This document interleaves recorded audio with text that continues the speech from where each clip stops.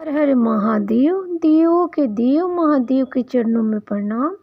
मैया भवानी के चरणों में प्रणाम। गुरु भाई बहन, मैं आप लोग के समक्ष एक छोटी सी शिव गुरु की कथा कहने जा रही हूँ।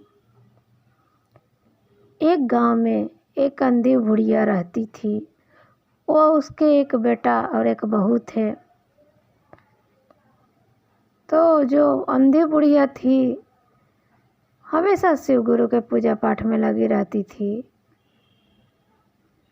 इस कारण एक दिन प्रसन्न होके भोले बाबा आए उसके समक्ष। उसको दिखाई तो देता नहीं था। बोले कि देखो, तुम्हारे भक्ति से मैं बहुत प्रसन्न हूँ, मांगो, जो मांगना चाहती हो मांग लो। बुढ़िया ने कहा, मेरे पास तो सब कुछ है भगवान, मैं क्या मांगू, मुझे कुछ नहीं चाहिए। तब शिव गुरु ने कहा कि ठीक है, कल अपने बेटे बहू से पूछ के देखना, उन्हें कुछ चाहिए तो मांग लेना।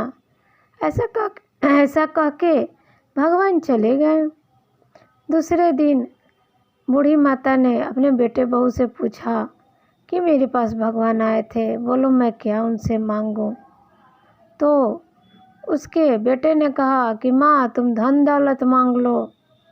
उसकी बहू ने कहा कि नहीं माँ, आप नाती पोता मांग लो।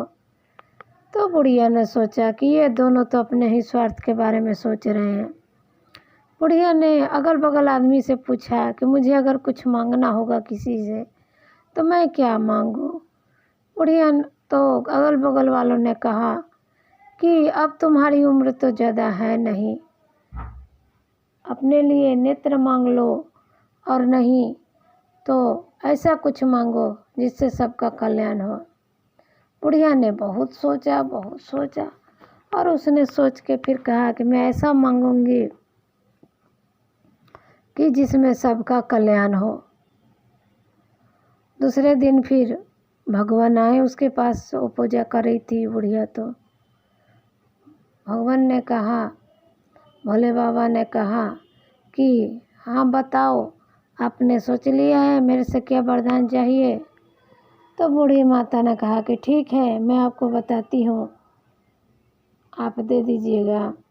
तो बूढ़ी माता ने एक सांस में ही बोलना शुरू किया कि 9 करोड़ की माया दे, निरोगी काया दे, अमर सुहाग को कर दे, आँखों में प्रकाश दे दे, नाती पोता दे दे, समस्त परिवार को सुख दे दे, अंत में मुझे मोक्ष प्रदान कर दे। इस तरह से बूढ़ी माता ने एक सांस में ही सारा कुछ मांग लिया। अब भगवान तो एकदम मुस्कुराने लगे, हंसने लगे। समझ गए बूढ़ी माता की चालाकी कि उसने सब कुछ मांग लिया। आस पड़ोस के लिए माया, अपने लिए निरोगी काया, बहू के लिए अमर सुहाग और आँखों में प्रकाश भी मांग लिया। फिर बहू के लिए नाती पोता मांग लिया और समस्त परिवार का सुख भी मांग लिया और अपने लिए मोक्ष की प्राप्ति भी मांग ली। अब भगवान मुस्कुराने लगे। फिर भी भगवान को तो वचन दिया था भगवान ने, तथास्तु कह के और चले गए।